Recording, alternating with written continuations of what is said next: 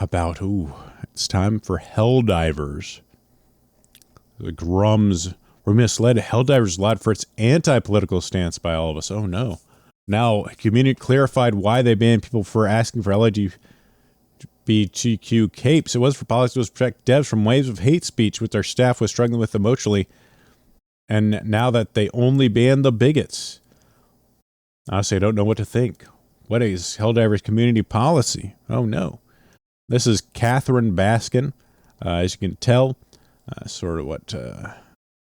if you look on her profile pic, it looks like your average sized woman. Plus, Helldivers is pretty woke, dog. Wow. Game was made by a lot of LGBTQ and brown people and black people and women in it. I didn't like Swedish and black and women. It's a big satire of jingoism. It amuses me that they don't know that Super Earth is bad. Yeah, they don't know. That's great. It also explains a lot about the world at present. And then I'll play Helldivers great free. And this is sort of Grummz talking about, it's like I said, I've said this before. It doesn't matter. I mean, you expect the Helldivers, she's a community manager and they're women. I probably graduated from college. So you can pretty much guess what their political leanings are. And community managers are pretty much useless for the most part. They just relay messages. They'll talk to people. I mean, getting your job, your job being completely talking, seems like a dream job for a lot of women. Let's see. Let me go to LinkedIn. Arrowhead. I mean, I've always said, like, it's kind of,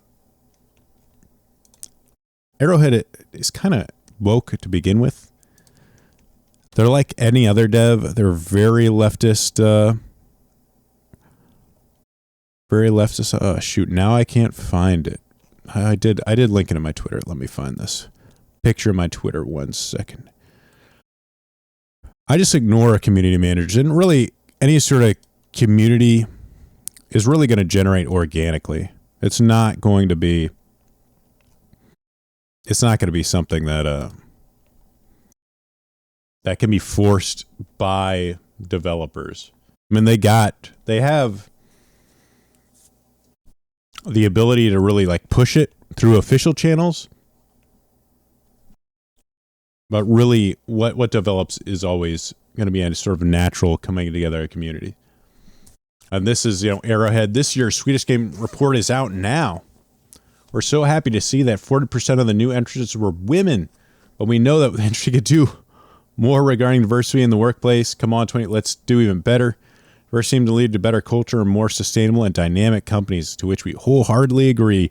Right now at Arrowhead, we got 10 open positions, and we regular update even more. If you feel like we're a match, we'd love to hear from you. Help us be better and spread even more diversity. Wow. That's Arrowhead. I mean, like any other dev in the industry right now, they're going to be left-leaning. And they're Swedish, too. They're European. So it's even like worse than American. Maybe. I don't even know.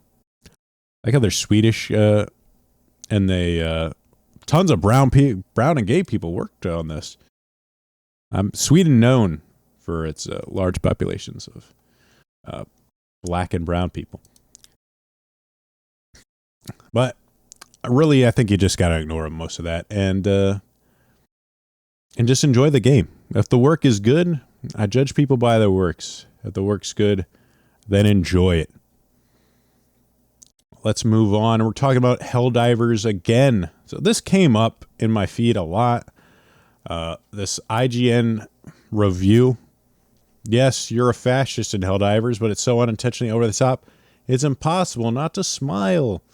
I'm not going to go over this review because it's from February. I've actually already covered it in a previous thing, but excuse me, I need to take off my jacket.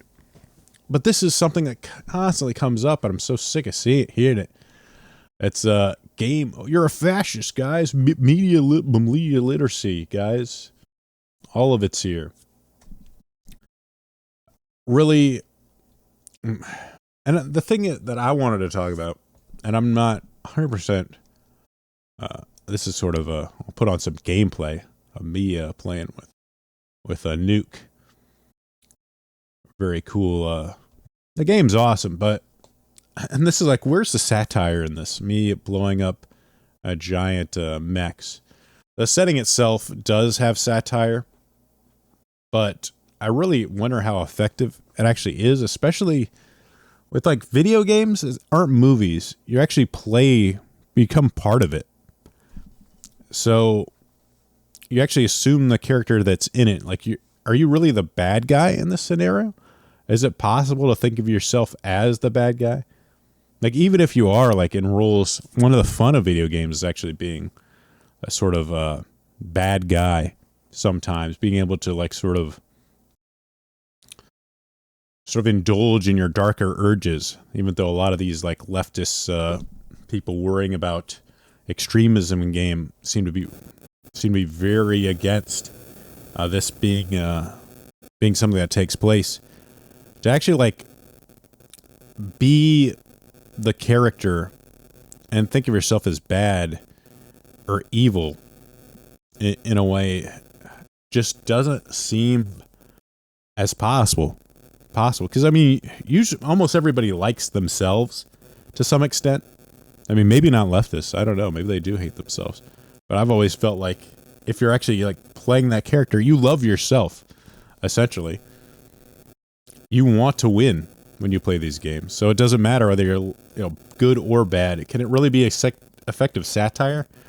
You're not going to, like, make fun of yourself as you blow up these things. And not to mention, I mean, look at this. We got machine guns going. We got stuff exploding. You're badass. The whole thing's, like, super cool. And you're killing these enemies that are legitimately evil looking. So it's like, oh, they believe Tanamans are evil because because of all that propaganda. Like, no, they look like giant metal skeletons that are trying to shoot you to death with lasers. I mean, what part of this is I'm setting the hell bomb here. Let me see if I can get to some of these fights. I mean, like, let me see if I can find another, like, all right, here's these guys with look at these nice gentlemen, these peaceful people with giant chainsaws for hands coming at me with glowing skulls. Maybe I'm just not media literate enough to see these sort of peaceful alien civilizations. They just have a different culture than ours. Really, I don't know. To me, satire. I'll have to think about this more, but I'm not sure if satire works as well in a video game itself, because it's even stuff like, there's an argument made like Star Troopers is an effective satire because the society that they present actually seems pretty great. It's full of like good-looking, healthy, athletic people, and you're got to sort of fail to see like what's really so bad with it. And even in this, like, you're a badass. You're supposed to be the bad guy. I mean, you're doing all awesome crap, killing ugly looking aliens. Now, where's the satire in this? It's sometimes hard to see. But I'll think about that more. I'm really sick of hearing about media literacy is essentially leftist. Leftism. Like, if you're to be truly media literate, you have to see it from a leftist point of view. That's essentially what they mean when they say media literacy.